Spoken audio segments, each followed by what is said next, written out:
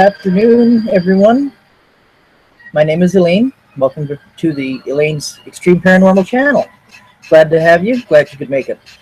As you probably could tell from listening to it, our theme song is Only You and You Alone, played by the Frank Purcell Orchestra. I've always loved that song as a child when I listened to it on Earl Warren's show, The House of Warren, on CFRB 1010 AM. And I still love it, and that's why I'm using it as my theme song. Today we're having a special broadcast concerning empaths and their traits, and a few tips for empaths as well. So please stay tuned and listen to the rest of the theme song. We'll be right back.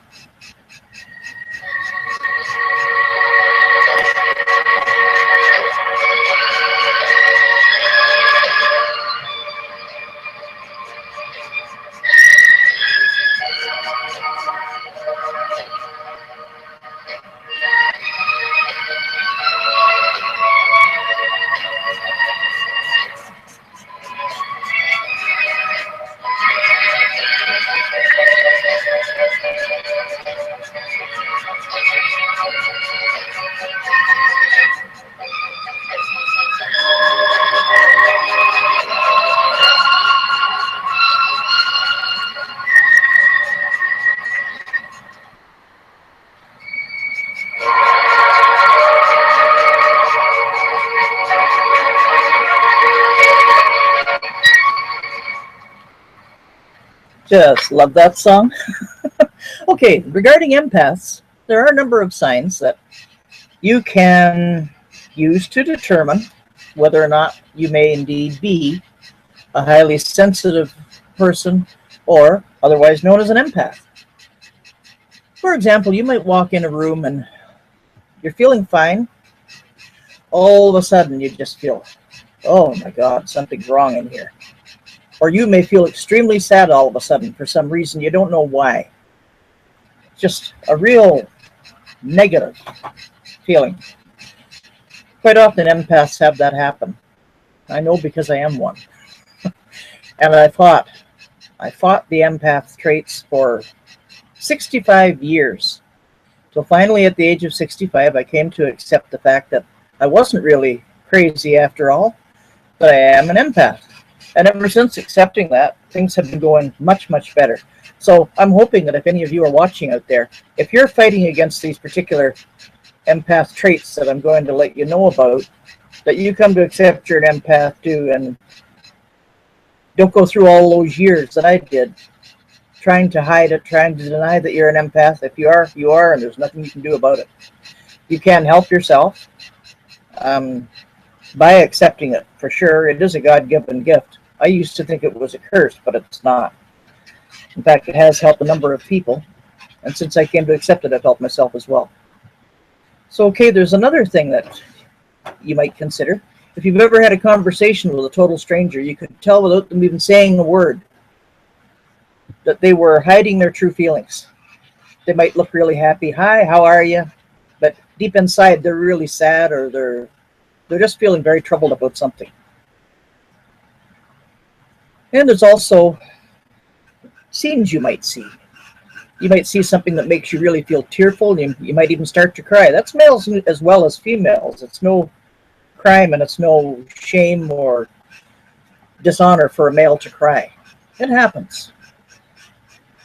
So there are an awful lot of things that you can really tune into. For example, you might meet someone on the street, not know them at all. They may strike up a conversation with you, or they may not. But just in passing, you can tell what that person's thinking. That's one of the definite signs of a highly sensitive person or an empath. And if you are an empath, you've probably known for some time that you're different from most people. You're often being accused of being too sensitive. You're too sensitive to things. You get hurt too easily. Well, that's one of the things that empaths have to deal with every day of their lives. I know I went through public school, through high school, through college, the same thing over and over and over, constantly misunderstood. And sometimes people might even think you're being aloof. when you're not. You're just trying to be yourself. You express yourself differently. Some people like it, some people admire it, others are very quick to take offense at it. And so for that reason, some of them think, oh yeah, this one's a real snob, when you're not. Excuse me, folks, it is a very, very hot day today. And if you're hearing some panting in the background, that's my little dog. He's inside, trying to keep in the shade. Very hot, very humid. And I should warn you in advance, too, this program is pre-recorded because the evening that it was intended for, I will not be here, and so I'm recording this in advance, and we'll air it on the evening that is to be shown, okay? If you have any questions, please feel free. Post your questions on Elaine's Extreme Paranormal channel, and either way we will get to you. That's the Paranormal channel Facebook page. It's called Elaine's Extreme Paranormal channel on Facebook. Post your questions there, and we'll get back to you, definitely. So getting back to the empath, as I say, you've likely known that you've been different from most people around you all of your life. You probably have a hard time adjusting to new situations. You get used to you get used to easily following a certain path or a certain routine, and then all of a sudden, there's a change. And you don't know why. And you have an awful time trying to get used to it. Once you do get used to it, once you make that change, you're fine. But then watch. Next change comes around, oh, not again. Hey, I know. I know only too well. If that's what you're going through, I know how you feel. You may, as I said, cry easily. You may have very unusual, deep thoughts, or you might ask questions that people don't understand. Or you might say things that people don't understand. So, it's hard to really put a finger on it, but I know all my life growing up, I felt there was something wrong with me. And for that reason, I tried to hide it. Of course, all right, I was born in 1948, so I'll be 68 this July. In my childhood days, you didn't talk about paranormal. You didn't talk about being a sensitive. You didn't talk about being psychic. You didn't talk about things like that because people would say, there's a place for people like you. It's called the mental hospital. Well, fortunately today, more people are understanding of these particular God-given gifts, and when we are able to use them to help other people, it really helps both of us, because we know that we have been able to help someone and do some good. The other people knows that you've done some good, and it's just kind of it runs on a two-way street. If you just keep your abilities to yourself and do nothing, you're going to be frustrated all your life. You've got to use that to help other people, and in turn, you will end up helping yourself. So don't just believe there's something wrong with you or that you're some kind of emotional cripple, because you're not. Fortunately, that is not the case. Being an empath is nothing shameful, and it's not unusual. Most people do possess some form of empathic ability. It's just that they don't embrace it. And so as a result, they can go through years and years and years of anger, frustration, extreme mood fluctuations. And you wonder all the time, why am I feeling like this? Or you could be dead tired all the time. Usually the reason that you're dead tired is because you're not shielding and grounding yourself properly. And I will get into that before the program ends. There have been areas of research conducted that are looking into the areas of brain involved with awareness and emotion, particularly those connected with the empathic type of feeling. These people show substantially greater blood flow to that area of the brain than is normally seen in individuals with low sensitivity. Being an empath, as I said, is not a disorder. It's an innate quality you should never feel shameful about.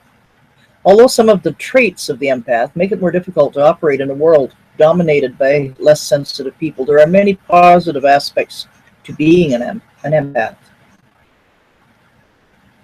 If you want heart, Empaths have it. Empaths are naturally giving, they're spiritually attuned, they're good listeners, and empaths would make good counselors. They quite often make good nurses, good doctors, maybe even a lawyer. I know, sometimes it's hard to find an honest lawyer. Don't mind me, I had to throw that in. And since this is a private show, I can get away with saying that. But on the flip side, oh, I'm sorry, I should have included also empaths also have a very strong, positive feeling of love for beauty, for music, for pets, for children, for certain types of art. Nature. They are very, very fond of nature. Water. Gardens. Things of beauty. They flourish in calm, peaceful, nurturing environments. On the flip side, however, empaths can feel all emotions very, very strongly. And this can be quite upsetting, especially the negative emotions. Stressful situations can cause it. And like I say, you may be feeling fine one minute. You're an empath. You come across someone who is not feeling fine, you pick up on that. A person who is ill, quite often you'll pick up on that. In fact, you may be so sensitive that you may develop even the symptoms of the illness, which leads some to say, you're a hypochondriac. Well, that's not necessarily true. You can, as a sensitive person, as an empath, you can pick up the symptoms of the illnesses of others. So, okay, people will point it out to you. If you're an empath, they'll say, well, all your life you've been too sensitive, you're too emotional, you take things to heart too easy. You wear your heart on your sleeve. But the thing is, they're not noticing that. And they're thinking that there's something wrong with you. You need to develop a thicker skin because your feelings are easily hurt. You feel easily overwhelmed. Okay, and the other thing is, negativity can overwhelm you. Others can tolerate raised voices, conflict, anger, arguments. It sends you over the edge. You don't like it. You almost feel physically sick as a result of the negative energies around you. You don't like arguments. You don't like fighting. You don't like violence of any kind. You, as I say, you also feel others' feelings. You notice how sensitive you are to the emotions of others. Even before they tell you, you already know. You can walk into a room, sense the general feeling in that room, in the environment of the room. With a lot of empaths, being in crowded places is very overwhelming and frustrating. It can almost make them feel physically sick, give them a violent headache. Okay, myself as an empath, it doesn't bother me so much being in crowded places. Say walking through a mall or through a park where there's a lot of people, being in crowds watching a parade, that kind of a thing, that doesn't bother me. And what does bother me, however, is being in a crowded place where you just can't move. You've got no leeway. That does bother me very, very much. I just want to get out of there, get to someplace quiet. I don't like the loud noise of crowds who are screaming, like say crowds in bleachers. People on amusement park rides, when they scream, oh, that just gives me the worst headache. And mind you, I love the rides. I love the crazy rides that do the loop and everything else. I love them, but I don't scream. And when I hear other people screaming, I don't know, it just gets me. Okay, you have strong feelings. As I said, you can seem to know things without being told. You can almost read people's minds sometimes, and that's why an awful lot of people tend to be rather leery of empaths. They think that we're trying to influence them or something, or that we're trying to get into their head, so to speak. And that's not the case. It's just that we're highly sensitive, and we can tell quite often what a person is thinking. And sometimes it's been used for good as well, to get an idea, hey, is a crime going to happen? And quite often, an empath can pick out a person who's going to commit a crime, who is thinking of committing a crime. Sometimes they can avoid it by even mentioning it. So it does have its good points there too. It's also been said that empaths have a low tolerance to pain. That's not necessarily the case. Well, they say that they can't stand any kind of pain at all, even getting a needle, that sometimes they'll faint, etc., etc. It's not necessarily true. Okay, I'm a retired nurse. I became a chef after I retired from nursing. I've been burned a few times. I've been jabbed by needles a few times, a number of times. And no, that doesn't bother me, and I don't pass out. So, for me, that is not necessarily true. But there are some empaths who do have a very notably low tolerance to pain. In fact, my tolerance to pain is considered quite high. So I'm fortunate there. You're more sensitive to the stimulation of the environment if you're an empath. If you're in the public eye, you find it really disturbing to watch or read about tragic news events or see unpleasant pictures. So you try to avoid looking at that. You don't like to look at accidents on the highway, that kind of a thing. Houses burning down. That kind of thing really upsets the empath. You can force yourself to look at it, yes, but it's going to bother you. I know it does me. You can easily tell when someone's lying. I know you watch the Star Trek series and you have the empath, Deanna. And she said, "Remember," and she says to them, "Remember who you're talking to. I'm an empath and I can sense you're lying."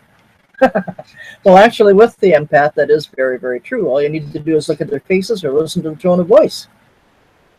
9 times out of 10, you'll know instantly whether or not they're telling you the truth or they're trying to hand you a line that they expect you to swallow, hook, line, and sinker. So, you're more sensitive to stimulants, as I said. The caffeine, for example, in coffee or tea could bother you. Soft drinks.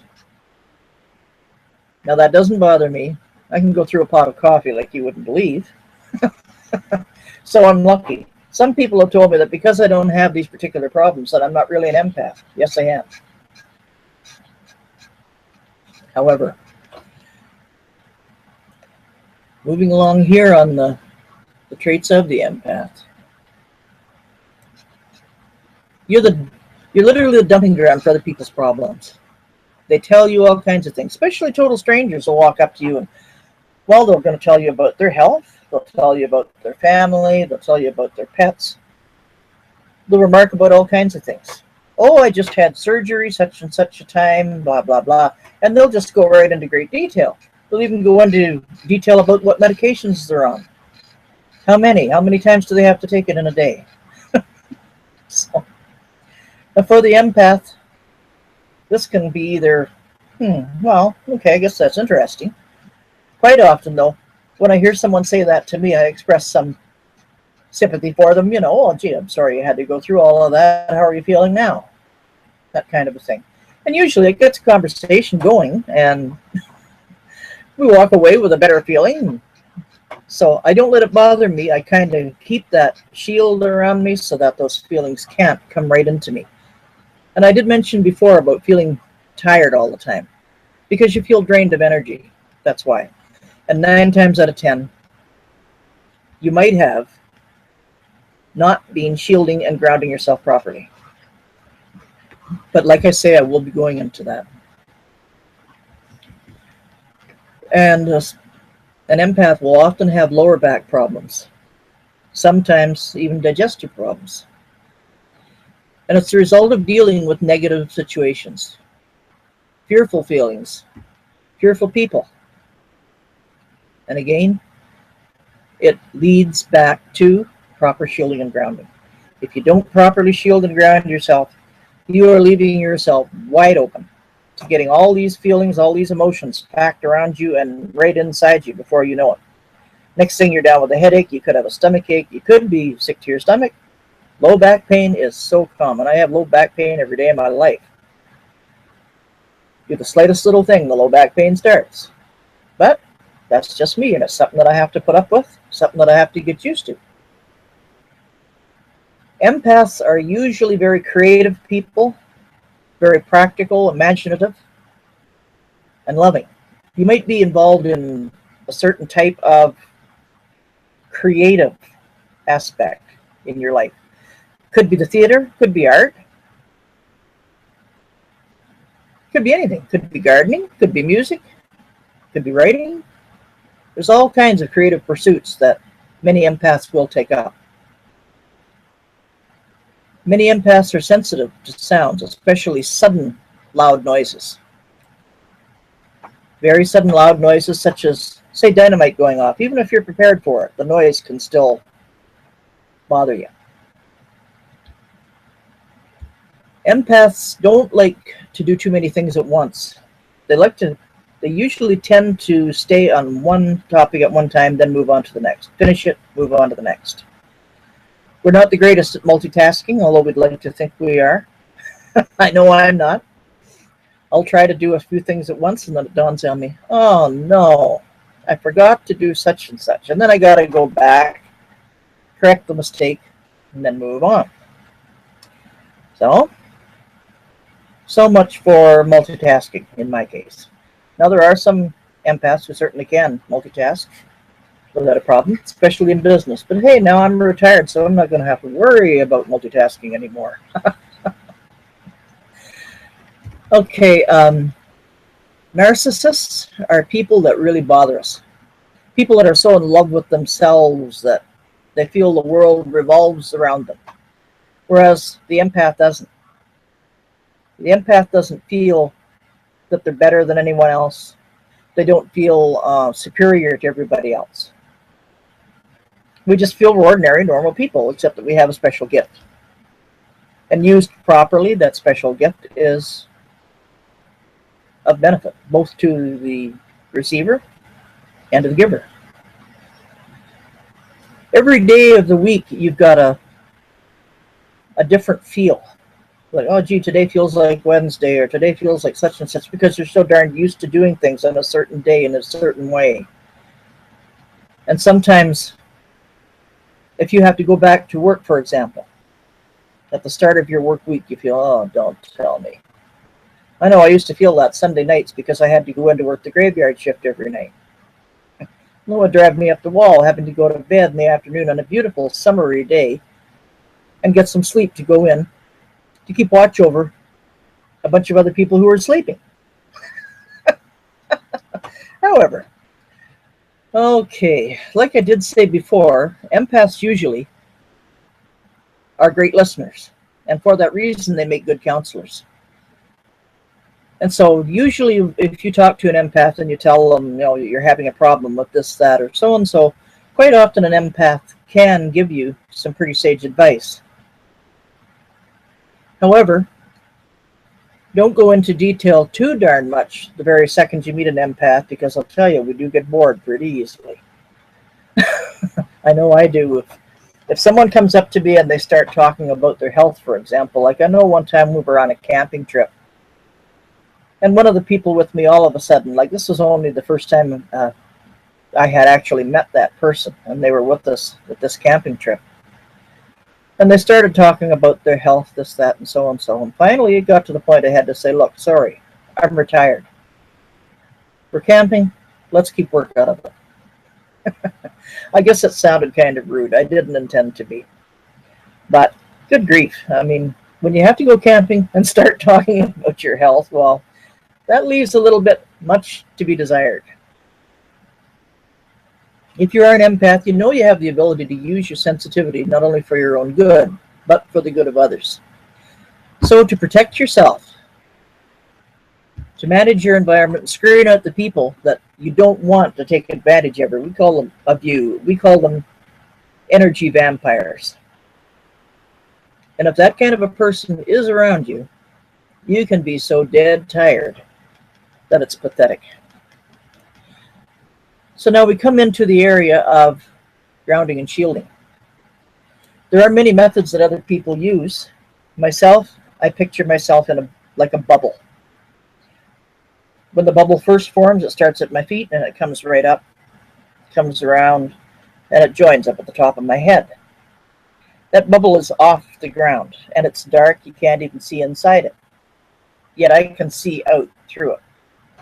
Then I next mentally envision white light filling that bubble, going around from the top and going all the way through. So now, when the white light is finished filling the bubble isn't clear, it's see-through. I can see right through it. People can see me, but they can't bother me. Next comes shielding. I'm sorry, grounding. We were just discussing shielding. Don't mind me. I'll blame it on the weather for my stupidity. But next comes grounding. When I was bilocated and witnessed by 3 separate people at one time, I had a silver cord that was attached to me and my body lying in the bed. And for that reason, I always use the silver cord when I'm grounding. The silver cord, I mentally envision just picking it up, putting it on the top of my head, and it works its way down through my body, through both arms, right down, through both legs, and right deep into the ground. It might sound silly, especially to people who are not empaths. But people who are empaths will know what I mean. Once you're grounded, once you're shielded, you are protected quite well from all of the frustration around you. It doesn't bother you. It's like the old saying goes, let it in one ear and out the other. And that's how the shield works. That's how the grounding works. Okay, I've got another little bit of information here for you. This isn't the longest show tonight, but there are some tips that empaths need to be aware of in order to understand people's energies. Your ability to be an empath may be genetic. It can be passed on from generation to generation. You might have a parent who is or was an empath. You might have a grandparent who is or was an empath. You could have a sibling who is or was. The thing is, empaths have the ability to scan another person's energy for thoughts, feelings, possibly even for past, present, and future occurrences. And again, that's why I say some people are rather fearful or they feel intimidated when they're around an empath. Because they figure we're just trying to read everybody's minds. But that's not the case. The ability to correctly perceive and to some extent mirror the ability or the energy of another is a challenge, and it allows us to steer ourselves through our lives with that added perception. You need to be very selective. You have to have good coping skills, because if not, you're going to be very easily overwhelmed. You need to keep reminding yourself of positive affirmations.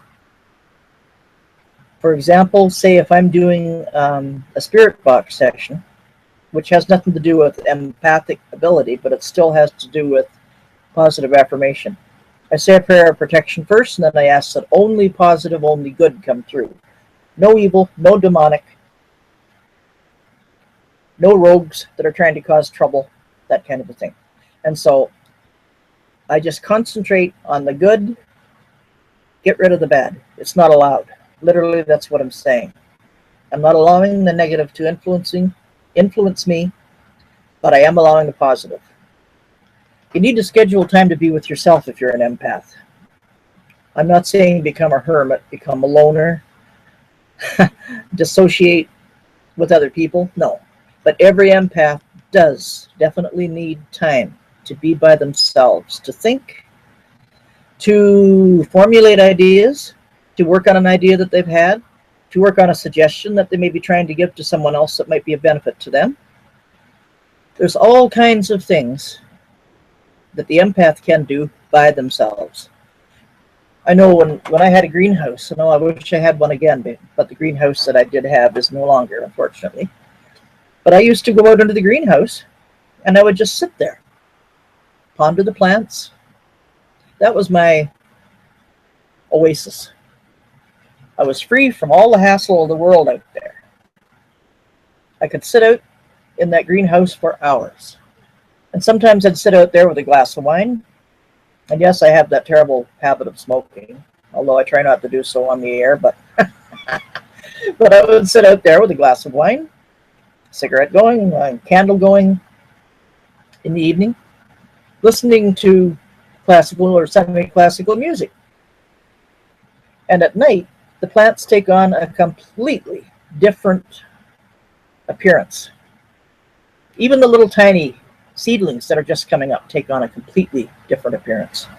And it's just an entirely different atmosphere, and I found at that time really relaxed me mentally. I wasn't, oh, get me out of here. That wasn't the case. I loved it. And it really did relax me. I could sleep a good night. Didn't have a problem. So as far as your grounding and shielding is concerned, make sure you do that every day. First thing in the morning when you get up. And anytime you think of it during the day. If you're starting to feel tired, do it again. You can do that as many times a day as you like. It doesn't matter. If you feel you need to re-shield and re-ground, you're not going to be causing any problems if you do it again. Keep repeating it. I couldn't care less if you do it 120 times a day. You're not going to harm yourself. But once you get more used to it, you'll find that once a day is plenty. Just as soon as you get up in the morning, remember, before you get off that bed in the morning, shield and ground. Very important if you want to have a good day without being bothered with all kinds of negative energies. Chakra cleansing and balancing is another thing. I am not so familiar myself with chakras. There are 7, I know that. So I can't really give you a great deal of information on the chakras, but some people use meditation regarding each chakra. Some people use stones or crystals to clear negative energy away from themselves. Some use scented candles, like aromatherapy, that kind of a thing, or music. Some people use that. Some people might use yoga. I know our North American Indians, our native friends, they used to smudge, and a lot of them still do. And smudging with sage produces great results. They quite often, the Native American will be using the sage, and they'll be saying what they want to do out loud, stating their intention for this particular clearing of their energies. And it's good. I smudge my home all the time, especially if I feel negative energies. I know there was one particular evening and I felt very, very negative energy after doing a show. So I said some protection prayers and I smudged the entire house. The negative energies left. So that's just something that, just to kind of let you know, if you get those feelings, you're not abnormal, you're not crazy. It's just one of those things that as an empath, you have to be aware of. And that's why I'm hoping that this program will help you to get some clarification as to why you're feeling that way. Some people have told me that they're not sure if they are empaths or not, but they have these sudden feelings of unresolved anger. They just feel like screaming, or they feel like punching a wall. Well, quite often that happens if you do have empathic ability and you're trying to stifle it. So for those of you who are getting those feelings and who feel that, and if you have some of these other traits that I mentioned earlier, you might take into consideration that you could well be an empath. And that being the case, go on the internet, do some reading about it. We also have a section on empaths on our website, http, excuse me, say it again. Oh dear me. http www freelance. Now freelance has the little hyphen in it. paranormalinvestigations.com. That's freelance paranormalinvestigations.com. And you can read through the hows, whats, and why fors, that kind of a thing. There are sections there that deal with the empath. There are sections there that deal with a lot of things that you might enjoy reading. But sure, go on the internet, look at different sites. One site might tell you one thing, another site might tell you another, back and forth, back and forth. It's just like dream analysis. One book says, well, if you dream of this, it means such and such. And another book says, well, if you dream of this, that means that. No two people are going to think alike, let's face it. So do some research. Don't be afraid to look it up. See what you think. I've noticed, too, an awful lot of people, if they write down their feelings when they're feeling frustrated like that, or they call it journaling. If you write down how you're feeling such and such a day and then compare it later on and see if it starts to form any kind of a pattern. This is what I suggest to people who are wondering whether or not they're empaths. So if you do have those feelings, well, sure, by all means, give it a try, because you're not going to do any harm in doing that, and it may very well help you as well to determine what your particular skills in that field are. So, folks, I hope that this show has been of some benefit to you. Like I said earlier, please, if you have any questions, feel free to post them on the Facebook page, Elaine's Extreme Paranormal Channel, and one of us will get back to you. No problem at all. So thank you so much for joining the show. I hope you enjoyed it. I hope you got something out of it.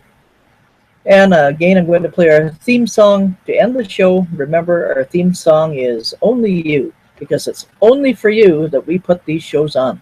Take care. Bye for now. God bless.